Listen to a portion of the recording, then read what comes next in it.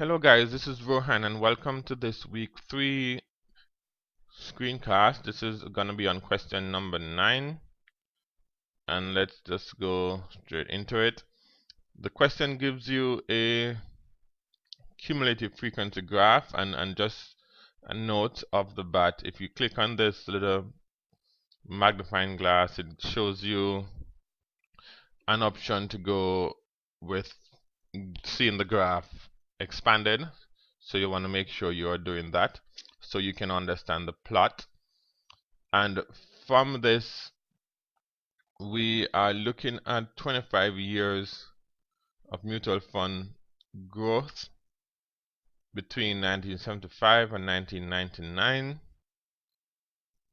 So the graph essentially begins at 0 and ends at 100%.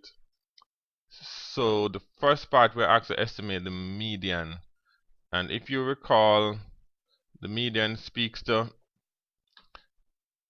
the point where 50% of the values have already occurred. And if we looked at the graph blown up, you will see that for 50% corresponds to this point here, which comes down to approximately 4. And the responses, I think, are asking you to round it to the nearest whole number, so that's about 4% for the median. Estimate the quartiles. The quartiles are going to speak to the lower quartile is 25%, upper quartile is 75%, so similarly 25%. And for interest, let's go ahead and change the color of this.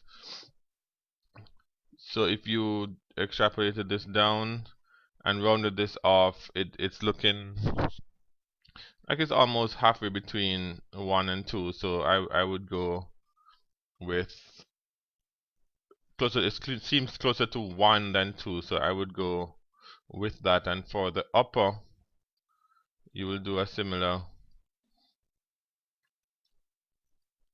reading, and that falls down at 8. So the lower quartile is 1% and the upper quartile is 8%, as we just pointed out. We're asked to estimate the interquartile range, which by definition, interquartile range is the difference between the maximum and the minimum values. I'm sorry, that's the range. We're doing the range as well as the interquartile range. It's two separate things. The range is going to be the difference between min and max, and the interquartile range is going to be the difference between Q1 and Q3. So looking back at the graph, the minimum data occurs at about -9, the maximum occurs at about 17. So therefore the range is going to be 19 minus a -9, which works out to be 26%. That's the range, and the interquartile range is just the difference between the upper quartile and the lower quartile, which is going to be 8 minus 1, which is 7.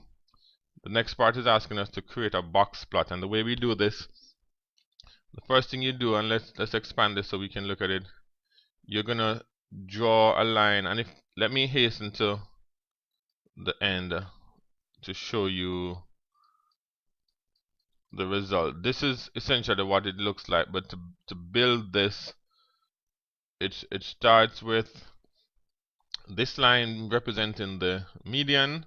This is the upper quartile, the lower quartile, and then you draw vertical lines to connect them. The next thing you're going to do is draw horizontal lines for the upper limit and the lower limit, which will give you, let's close this and then we can open this one, which are going to give you upper and lower, and then you connect those. So that's going to give you your box plot. Alright, so it's pretty straightforward. Take your time in reading it. You do have 2 attempts at these questions, so you want to make sure that you are rounding off clearly and looking at the graph to make sure, like if you wanted to read the 25%, sort of making a decision, is this closer to this round number or this round number, and then go ahead and choose the one that is closer to, and hopefully you won't make any mistakes with that. So as usual, if you have any questions, feel free to reach out to us, and thank you for watching.